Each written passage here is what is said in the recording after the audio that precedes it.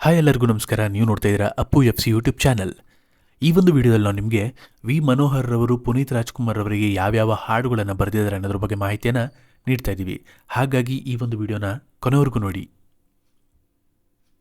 2004ರಲ್ಲಿ ಬಂದಂತಹ ಮೌರ್ಯ ಚಿತ್ರದಲ್ಲಿ ಹಾಡಲಿ ಕರುನಾಡಲಿ ಅನ್ನೋ ಒಂದು ಹಾಡಿಗೆ ವಿ ಮನೋಹರ್ ರವರು ಸಾಹಿತ್ಯವನ್ನು ಬರೆದಿದ್ದರು. ಇನ್ನು ಇದಾದ ನಂತರ 2005ರಲ್ಲಿ ಬಂದಂತಹ ನಮ್ಮ ಬಸವ ಚಿತ್ರದ ಅಂದೊಂದಿತ್ತು ಕಾಲ ಹಾಗೂ ಮಿನ ಮಿನ ಈ ಎರಡೂ ಹಾಡುಗಳಿಗೆ ವಿ ಮನೋಹರ್ ರವರ ಸಾಹಿತ್ಯವಿದೆ. 2005ರಲ್ಲೇ ಬಂದಂತಹ ರಿಷಿ ಚಿತ್ರದ ಬಂಡರೂರ ಬಂಡರೆಲ್ಲ ಈ ಹಾಡಿಗೂ ಕೂಡ ವಿ ಮನೋಹರ್ ರವರ ಸಾಹಿತ್ಯವಿದೆ.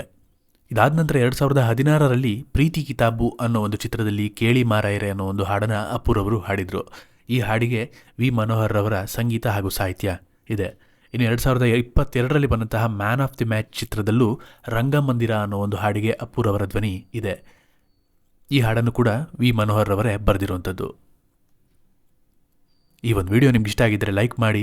ವಿ ಮನೋಹರ್ ರವರು ಬರೆದಿರುವಂತಹ ಅಪ್ಪುರವರು ಹಾಡಿರುವ ಅಪ್ಪುರವರ ಚಿತ್ರದ ಯಾವ ಹಾಡು ನಿಮ್ಗೆ ಇಷ್ಟ ಅಂತ ಕಮೆಂಟ್ ಮಾಡಿ. ಇದೇ ರೀತಿಯ ವಿಡಿಯೋಗಳಿಗಾಗಿ ನಮ್ಮ ಅಪ್ಪು ಎಫ್ ಸಿ ಯೂಟ್ಯೂಬ್ ಚಾನಲ್ನ ತಪ್ಪದೇ ಸಬ್ಸ್ಕ್ರೈಬ್ ಮಾಡಿ.